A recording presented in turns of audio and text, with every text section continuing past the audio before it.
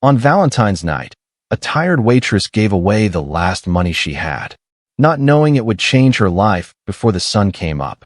At the time, it didn't feel heroic. It felt foolish. It felt like another loss she couldn't afford. The restaurant was full of couples, soft laughter, and clinking glasses. But at one corner table sat a man, his dog, and a quiet kind of loneliness. She counted the money twice. Her hands shook the second time, not from cold, but from the weight of what she was about to do. Maya had learned something early in life. Embarrassment hurts more than hunger. And that lesson was about to guide a decision she couldn't undo. The bills sat there on the table between them, crumpled and few. She could still walk away. She could pretend she hadn't seen the panic in his eyes when he realized he was short. But instead, she reached into her apron pocket, pulled out her own money, and pushed it across the table anyway. That night was Valentine's. And she wasn't supposed to be kind. She didn't know it yet, but that small decision would rewrite her entire life. Let's rewind. Welcome to Quiet Hand Stories, where silence speaks, power hides, and one act of kindness can change everything. While you're here, gently like the video, subscribe for more meaningful journeys, and share it with someone who truly loves powerful storytelling. And before you go, tell us in the comments, where in the world you're watching from. The restaurant had been decorated for 3 days straight.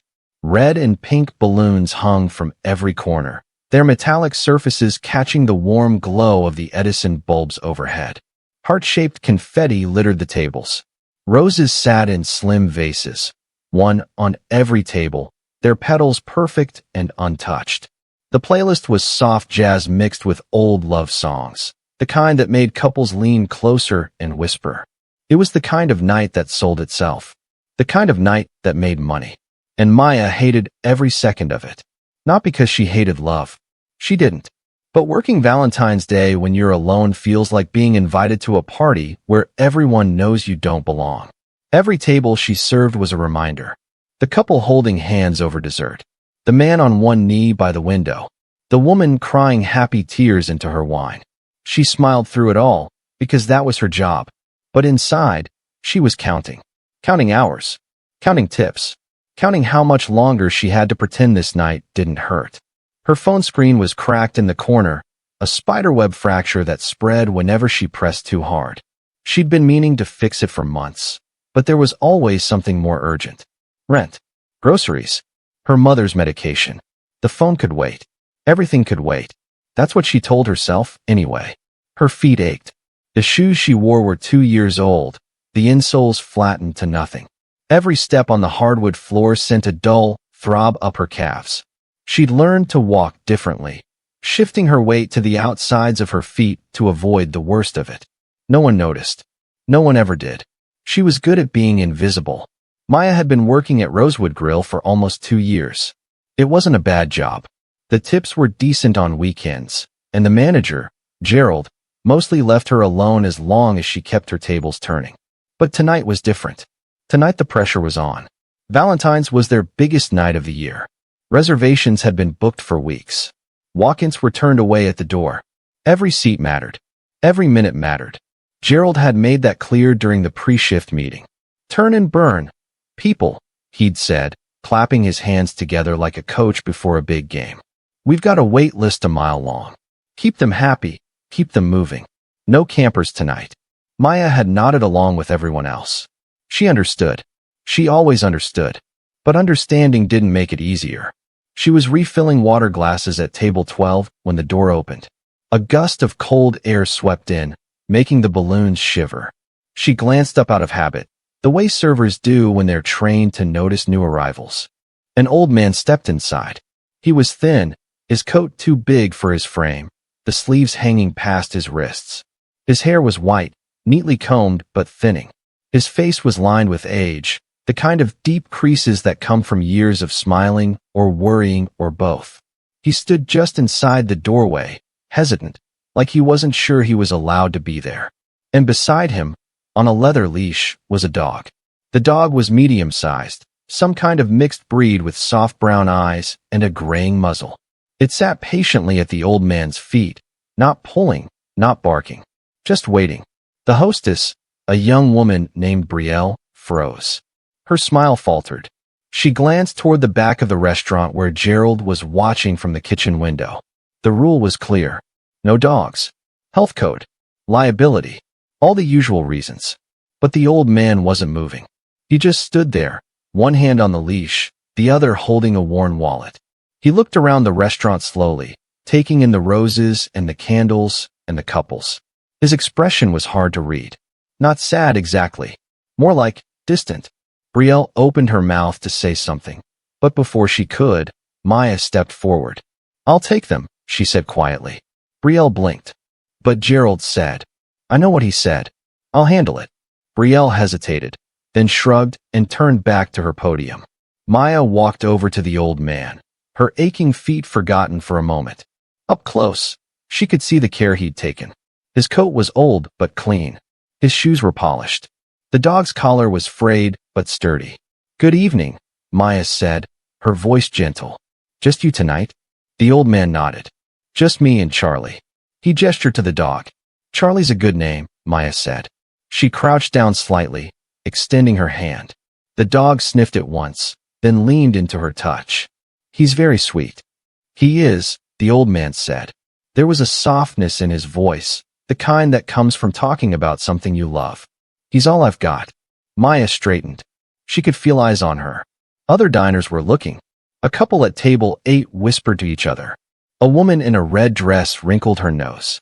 What Maya didn't know was that this quiet man wasn't here by accident. And this wasn't the first restaurant he'd tested that night. Maya ignored them.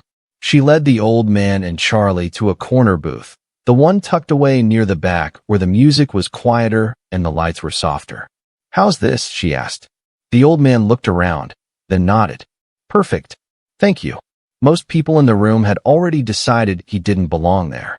Of course. Maya pulled out her notepad. "Can I start you off with something to drink? Just water, please. For both of us." Maya smiled. "Coming right up." She walked back toward the kitchen, weaving through tables crowded with laughter and clinking glasses. Love was everywhere tonight. On every face. In every word. But when she glanced back at the corner booth, she saw something different. She saw loneliness. And she recognized it. Because it looked just like hers. Maya filled 2 glasses with water, adding ice to one and leaving the other plain.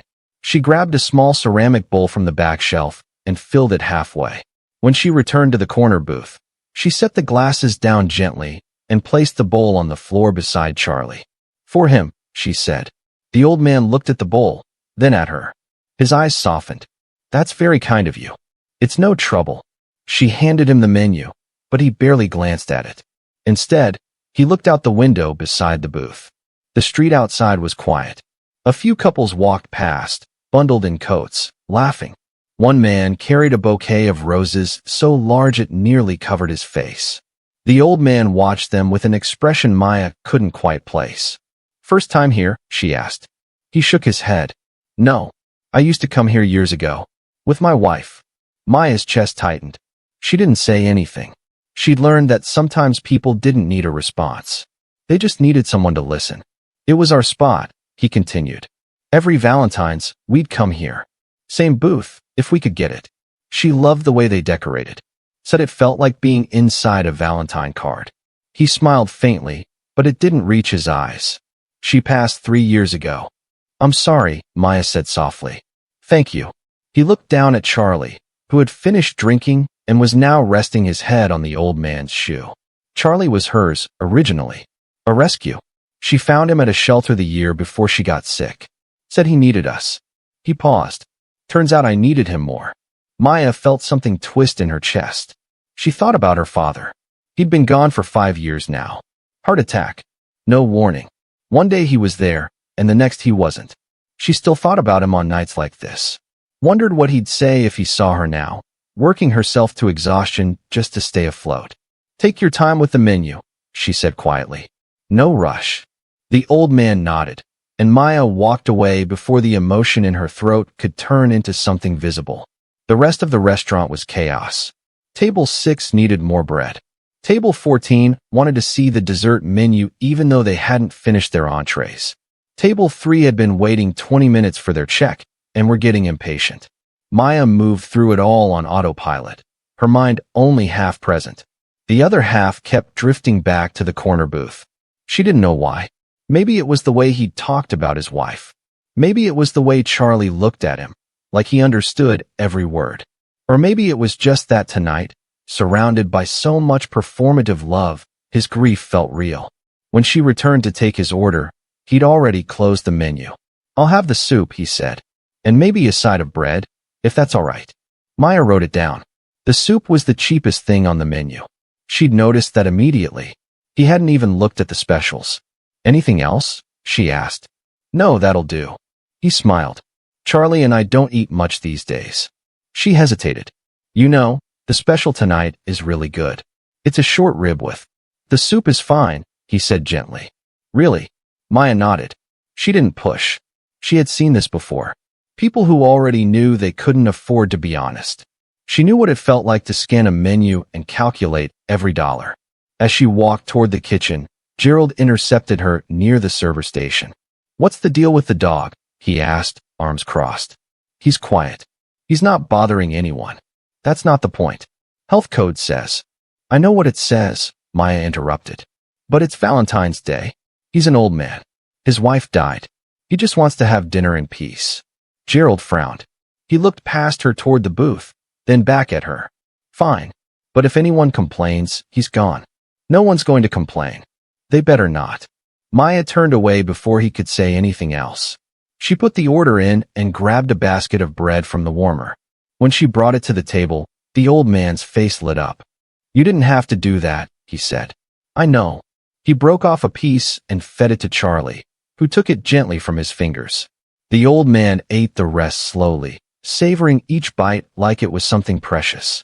Maya watched from across the room as she refilled drinks and cleared plates. There was something about the way he moved. Careful, deliberate, like someone who knew what it meant to go without. The soup came out 10 minutes later. She set it down in front of him, along with a small dish of crackers she'd grabbed from the back. "On the house," she said. "You're too kind. Just doing my job." But they both knew that wasn't true.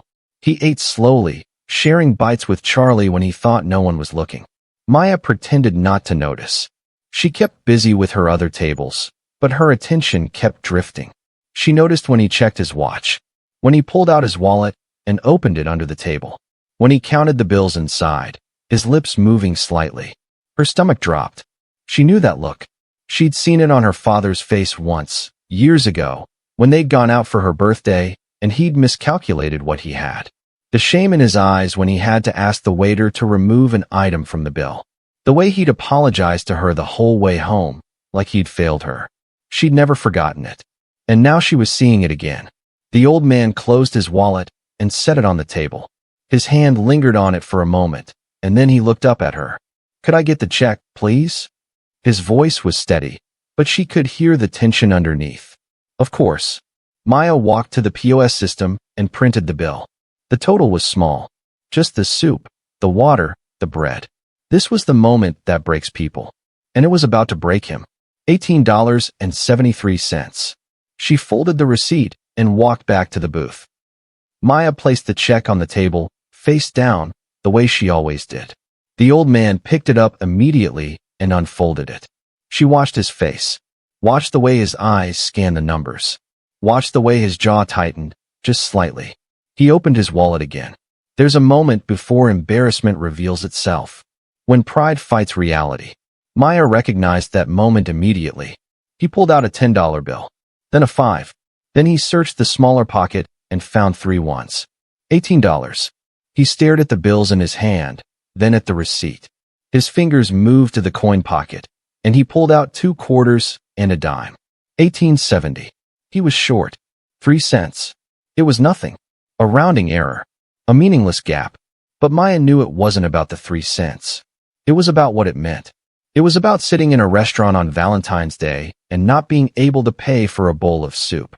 The old man looked up at her, and for the first time that night, she saw something crack in his composure. "I'm so sorry," he said quietly. "I thought I had enough. I was sure he stopped.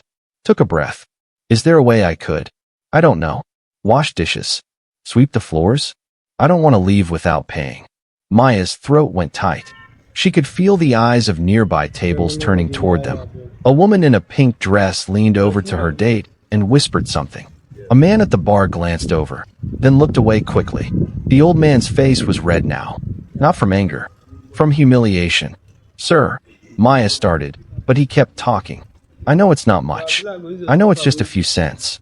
But I don't." His voice wavered. "I don't take charity. I've never taken charity." Charlie sat up, sensing the shift in his owner's mood. The dog nuzzled the old man's hand, and he reached down absently to stroke his head. Maya made a decision. She could save herself, or she could save his dignity.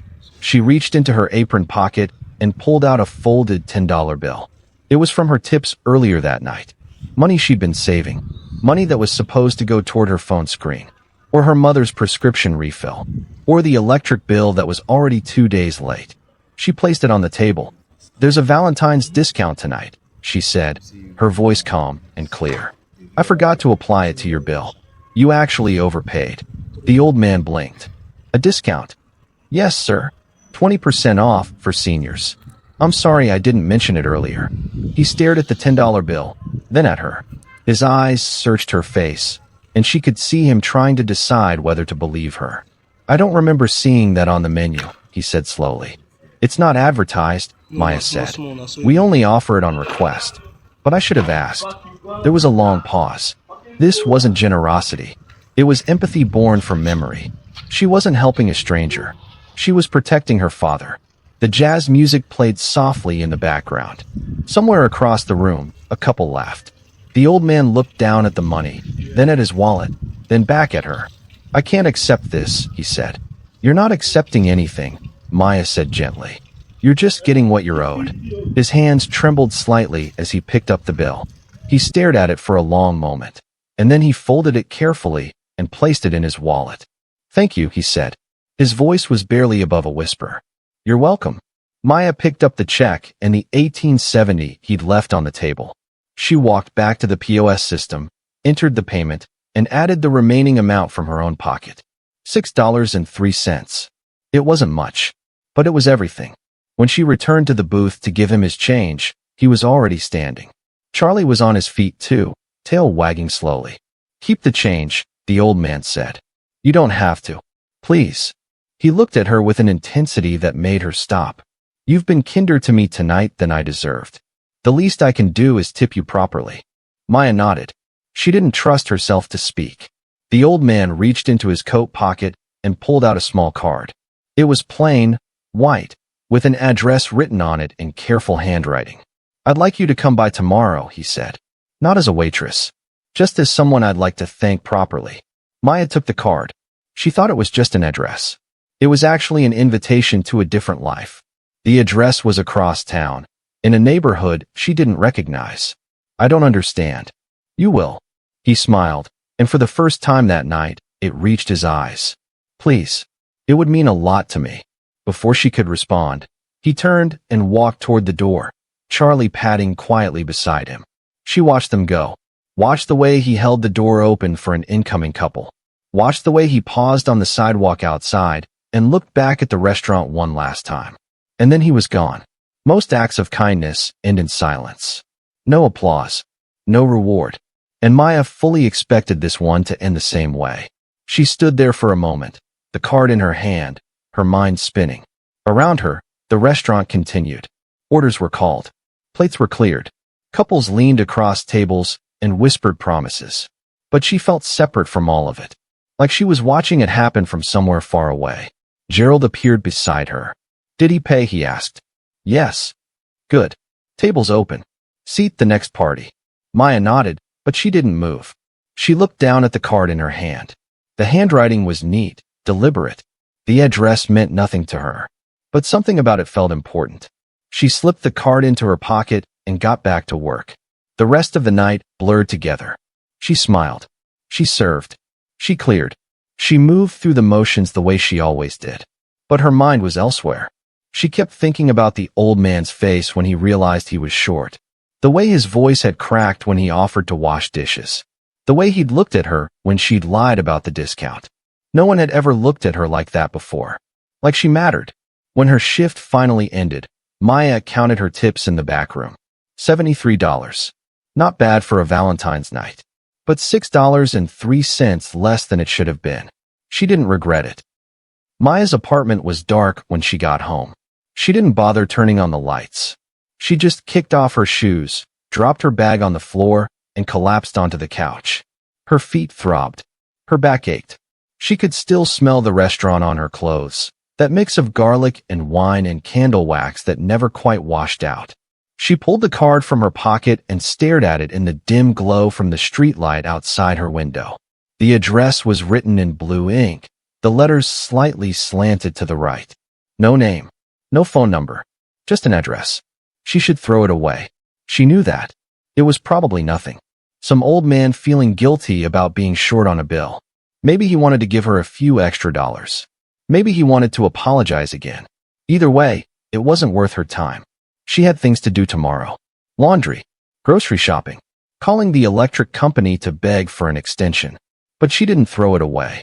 She set it on the coffee table and stared at it until her eyes grew heavy.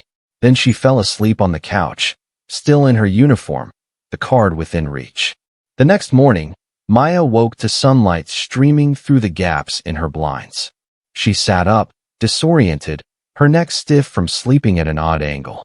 The card was still there on the table, exactly where she'd left it. She thought about ignoring it. She really did. But something pulled at her. Maybe it was curiosity. Maybe it was the memory of the old man's face. Or maybe it was just that she had nothing else to do and nowhere else to be. She picked up the card and typed the address into her phone. It was in the north part of the city, near the river. A 40-minute bus ride. She hesitated, then grabbed her jacket and headed out the door. Some people don't forget what you do for them. They remember. They watch. And sometimes they return. The bus was half empty. She sat near the back, watching the city slide past the window. Storefronts. Apartment buildings. A park where kids played on swings. The neighborhoods changed as the bus moved north. The buildings got nicer. The streets got cleaner. Trees lined the sidewalks. By the time she got off at her stop, she was in a part of town she'd only seen in passing. The kind of place where people had driveways and front lawns. Where the houses had numbers on plaques instead of spray painted on mailboxes. She checked the address again. 2 blocks east. She walked slowly, her hands in her pockets. The street was quiet. A man was washing his car in a driveway. A woman was walking a small white dog. Everything felt still, calm. And then she saw it. The building wasn't a house. It was a brick structure, 3 stories tall, with large windows and a sign out front that read, Mercer Hospitality Group. Maya stopped. She looked at the card again. This was the address. But this wasn't someone's home. This was a business. She almost turned around. Almost walked back to the bus stop and forgot the whole thing. But before she could, the front door opened and the old man stepped out. He was wearing a suit now. Dark gray, perfectly tailored. His hair was combed back, and he looked different. Not weaker. Not smaller. He looked in charge. Maya, he said, smiling. I'm so glad you came. She stared at him. I don't understand. Come inside, he said gently. Please. She followed him through the door into a lobby that smelled like fresh coffee and polished wood. The floors were marble. The walls were lined with framed photos of restaurants. Not just any restaurants. Nice ones. The kind with chandeliers and valet parking. He led her to an office on the 2nd floor. It was large, with a desk by the window and shelves filled with books and binders. Charlie was there, lying on a dog bed in the corner. He lifted his head when they entered and wagged his tail. Sit, the old man said, gesturing to a chair. Maya sat. Her heart was pounding. The old man sat across from her, his hands folded on the desk. The truth was about to turn everything she believed upside down. My name is Thomas Mercer, he said. I own this company. We operate 16 restaurants across the state.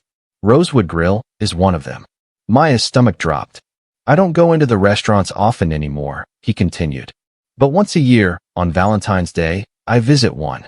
I dress down. I bring Charlie. And I see how people treat someone who looks like they don't belong. Maya couldn't breathe.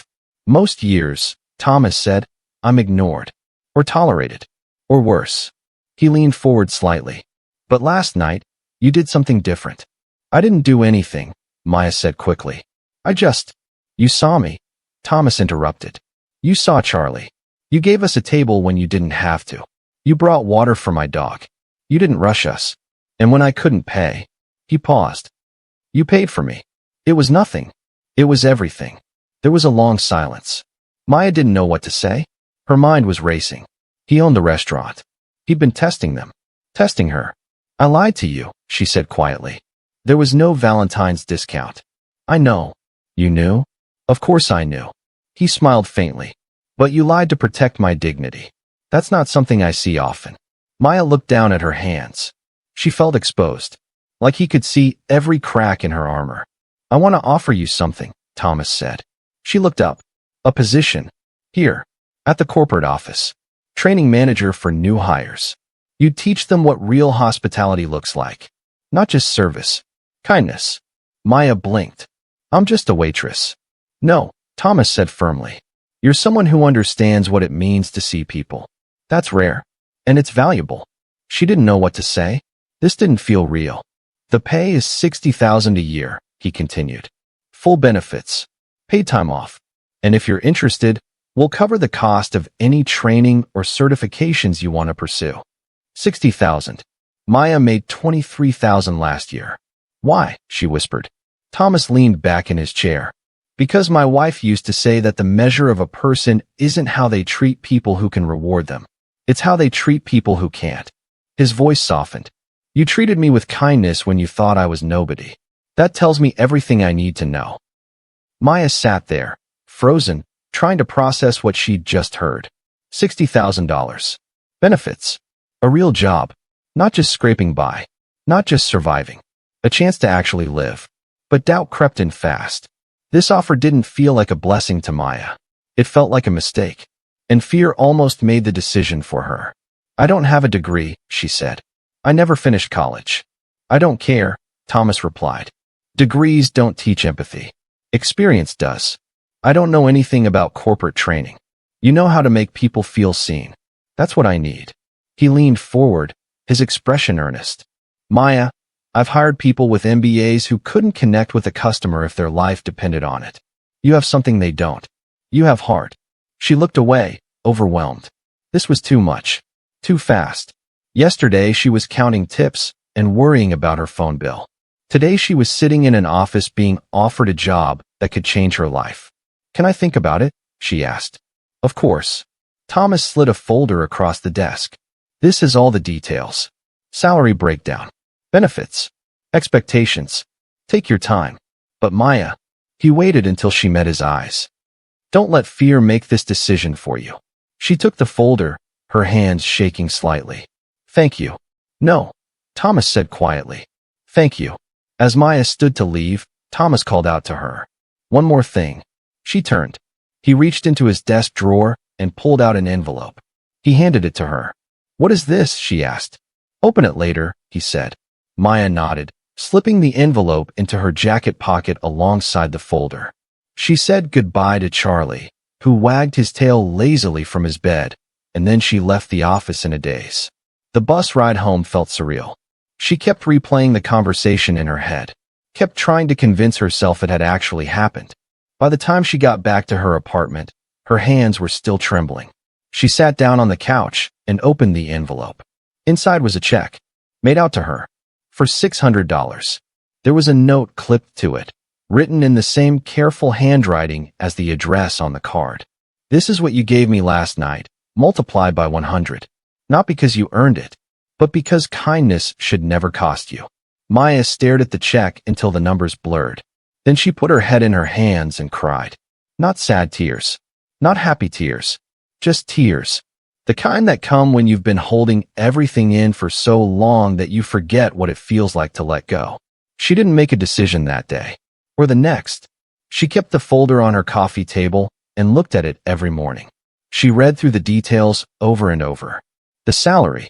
The benefits. The job description. It all felt too good to be true. But on the third day, she called the number on the folder. Thomas answered on the second ring. I'll do it, Maya said. There was a pause, and then she heard him exhale. I'm glad. When do I start? Monday, if that works for you. It works. Good. I'll have everything ready. Maya hung up and sat in the silence of her apartment. For the first time in years, she felt something she'd almost forgotten. Hope. The following Monday, Maya walked into the Mercer Hospitality Group building wearing the nicest clothes she owned. A borrowed blazer from a friend. Black pants she'd had since high school. Shoes that didn't hurt her feet for once. Thomas met her in the lobby and walked her through the building. He introduced her to the staff, showed her the training rooms, gave her a desk with her name on a placard. Maya Delgado, training manager. She stared at it, still not quite believing it was real. The first few weeks were overwhelming. She sat in on meetings, learned the systems, shadowed the current training director, a kind woman named Pauline who had been with the company for 15 years. "You're going to do great," Pauline said one afternoon. "I can tell." "How?" Maya asked. "Because you care. That's half the battle." By the end of the first month, Maya was running her first training session. A group of 12 new hires, all of them younger than her, all of them eager. The story she told that day wasn't meant to inspire. It was meant to remind. Because kindness isn't taught, it's caught within a glimpse.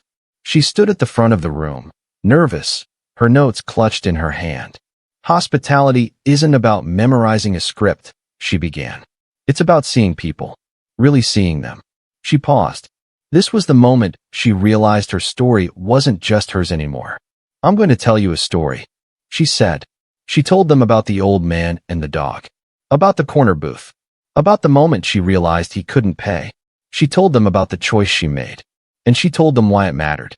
"Because when you see someone struggling," she said, "you have a choice. You can look away, or you can step in, and the choice you make in that moment says everything about who you are." The room was silent. One of the trainees, a young guy with a notebook, raised his hand. "But what if helping costs you something?" he asked. Maya smiled. "It will. Almost always. But that's the point. Kindness isn't supposed to be convenient." After the session, several of the trainees came up to thank her. What began as one quiet act of kindness was now shaping hundreds of lives she would never meet. One of them, a woman named Jasmine, lingered after the others had left. "That story," Jasmine said. "Is it true? Every word?" Jasmine nodded slowly. "I've been that old man before. The one who couldn't pay. It's the worst feeling in the world." "I know," Maya said softly. "Thank you," Jasmine said, "for telling us. Thank you for listening." As the months passed, Maya found her rhythm. She trained hundreds of employees. She visited the restaurants and watched them work. She gave feedback. She listened. And slowly, she saw the culture shift. Employees started treating customers differently, not just as transactions, as people. Thomas noticed. "You're doing incredible work," he said during one of their monthly check-ins. "I'm just doing what you hired me to do." "No," he said. "You're doing more than that. You're changing how people think." Maya didn't know what to say to that, so she just nodded. 1 year after she started, Thomas called her into his office. Charlie was there, older now, his muzzle almost entirely white. He wagged his tail when he saw her. "Sit," Thomas said. Maya sat. "I'm retiring," he said. She blinked. "What?" "I'm 78 years old. It's time." He smiled. "But I'm not leaving the company in just anyone's hands." He slid a folder across the desk. Maya opened the folder slowly. What she created next would outlive both of them. Inside were documents, legal papers, and at the top, a title that made her heart stop. Director of Culture and Hospitality Operations. She looked up at Thomas, unable to speak. "The board approved it yesterday," he said. "You'll oversee all training, all hiring standards, and all customer experience initiatives across every location. You'll report directly to the new CEO, my daughter, but you'll have full autonomy over your department." Maya's hands were shaking. "Thomas, I can't." "You can," he interrupted gently. "You've proven it every single day for the past year." "I'm not qualified for this." "Maya," his voice was firm now. "Qualifications are just words on paper. You have something better. You have integrity. You have compassion. And you understand what this company is supposed to be about." He paused. "My wife built this company on the idea that everyone deserves to be treated with dignity. You're the only person I trust to protect that." She felt tears prick at her eyes. I don't know what to say. Say yes. Maya looked down at the papers again. The salary was listed. It was more money than she'd ever imagined making. More than her parents had made combined. Enough to help her mother. Enough to save. Enough to breathe. Yes, she whispered. Thomas smiled.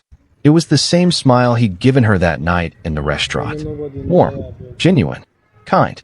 Good, he said. Because there's one more thing. He reached into his desk and pulled out a small leather notebook. It was worn, the edges frayed. He opened it and turned it toward her. Inside were handwritten notes, page after page of them. Observations, comments, names. I've been doing this for 40 years, Thomas said. Every Valentine's Day, every year, I write down what I see. How people treat me, how they treat others. Most years, it's disappointing. He flipped to the most recent entry. But last year, for the first time in a long time, I wrote something different. Maya leaned forward and read the entry. February 14th, Rosewood Grill. Server Maya gave me and Charlie a table when no one else would. Didn't rush us. Saw me as a person. When I couldn't pay, she covered the bill without hesitation. No recognition. No audience. Just kindness. This is what we're supposed to be. Below it, in larger letters, he'd written, Hire her. Maya's throat tightened. She looked up at him, and he was watching her with an expression she couldn't quite name. You changed my life that night, Thomas said quietly. I want you to know that. You changed mine, Maya said. Then we're even. Charlie stood up from his bed and walked over to Maya. He rested his head on her knee, looking up at her with those same calm, knowing eyes. She scratched behind his ears, and he leaned into her touch. He likes you, Thomas said. He doesn't like everyone. I like him too. Thomas stood, and Maya did the same. He extended his hand, and she shook it.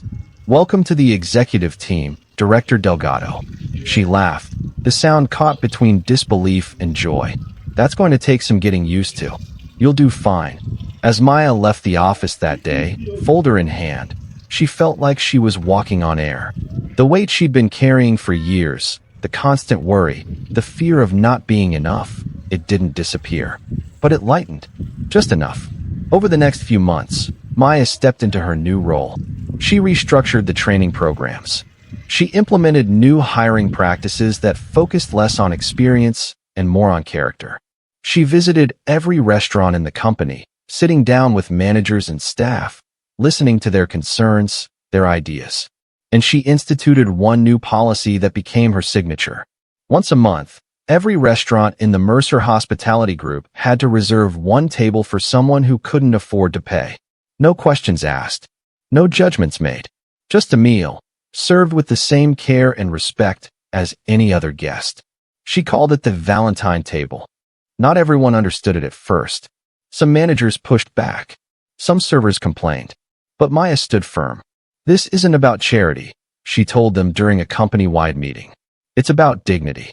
It's about remembering that everyone deserves to be seen, to be treated like they matter. She told them the story again. About the old man. About Charlie. About the moment that changed everything. And slowly, people started to get it. Stories began to come in. A single mother who'd been out of work for months, treated to dinner by a server who noticed her worn shoes. A veteran who'd lost his housing, given a meal and a conversation that reminded him he wasn't invisible. A teenager who'd run away from home, offered a safe place to sit, and a warm plate of food. The Valentine table became more than a policy. It became a culture, and Maya became more than a director. She became a symbol of what the company stood for. 2 years after she started, Thomas passed away peacefully in his sleep.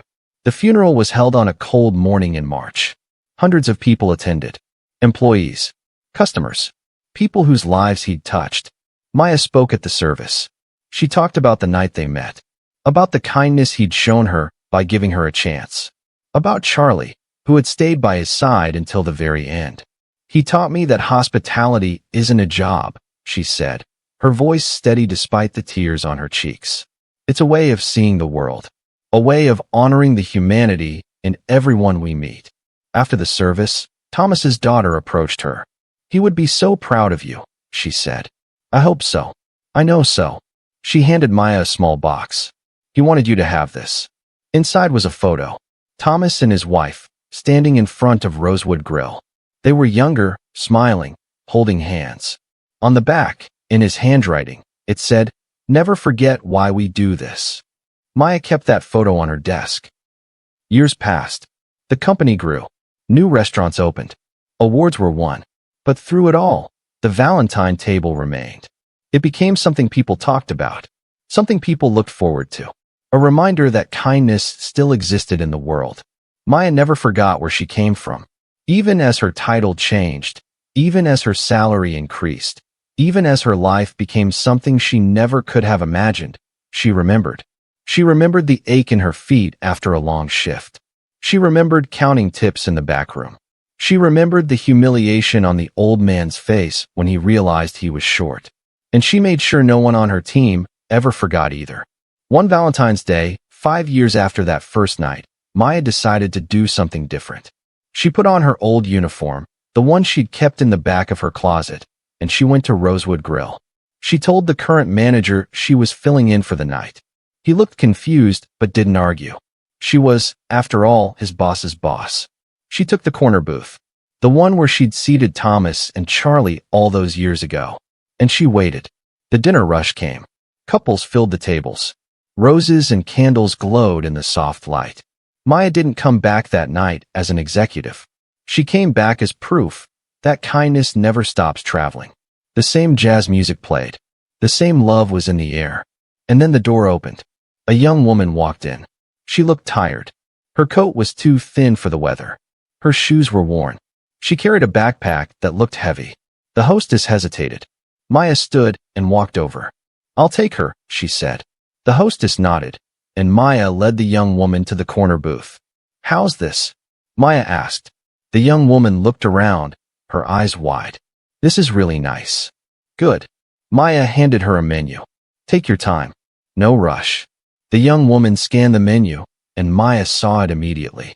The same thing she'd seen in Thomas all those years ago. The way her eyes flicked to the prices. The way her face fell, just slightly. The way she closed the menu faster than she should have.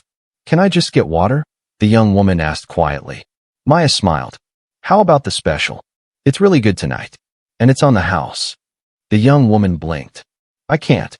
"You're not," Maya said gently. "It's the Valentine table. One meal, one night, no strings." The young woman's eyes filled with tears. "Why?" "Because someone did it for me once," Maya said. "And it changed my life." The young woman ate slowly, savoring every bite. When she was finished, Maya sat down across from her. "What's your name?" Maya asked. "Elena." "Elena, I'm Maya. I run the training program for this company." She pulled out a card and slid it across the table. "If you're looking for work, we're hiring. And I'd like to talk to you." Elena stared at the card. "I don't have any experience." "Neither did I," Maya said. "But I learned. And I think you could too." Elena picked up the card, her hands shaking. "Thank you." "You're welcome." As Elena left that night, Maya watched her go. She saw the hope in her eyes. The same hope she'd felt when Thomas had given her a chance. And she knew the cycle would continue. Because kindness doesn't end. It multiplies. Maya returned to the corner booth and sat down. She pulled out her phone and opened the photo she kept saved there. Thomas and his wife. Smiling. Young. In love. "Thank you," she whispered. She didn't know if he could hear her. She didn't know if it mattered. But she said it anyway. Because some debts can never be fully repaid. You can only pass them forward. The restaurant began to empty. Couples left hand in hand. Servers cleared tables. The music faded. Maya sat there a little longer, watching the room settle into quiet. And then she stood, smoothed her uniform, and walked out into the night. The city was alive around her. Lights, voices, laughter. She walked slowly, taking it all in. Somewhere out there, Elena was heading home with a full stomach and a card in her pocket. Somewhere out there, another person was being seen for the first time in a long time. And somewhere out there, someone else would make the same choice Maya had made. The choice to step in, to pay, to care. Because that's how the world changes. Not all at once. Not with grand gestures. But one meal at a time. One moment of kindness at a time. One person seeing another and choosing to act. Maya pulled her coat tighter against the cold and smiled. She thought she'd paid for a meal that night, all those years ago. But what she'd really done was remind the world how love still looks. Not in roses or chocolates or grand declarations, but in the quiet moments, the small sacrifices, the choice to see someone's humanity and honor it. That's what Thomas had taught her, and that's what she would spend the rest of her life teaching others. Because kindness isn't a transaction. It's a legacy. Kindness doesn't end when it's received. It ends when it's forgotten. And hers was just beginning. Some stories end when the bill is paid. Others begin there. If this story moved you, hit that subscribe button and drop a comment below telling us about a time someone showed you unexpected kindness. And if you believe the world needs more stories like this, smash that like button and share this with someone who needs to hear it today. Because Maya's story isn't just a story. It's a reminder that we all have the power to change someone's life. We just have to choose to see them. Thanks for watching. And remember, kindness always comes back. Always.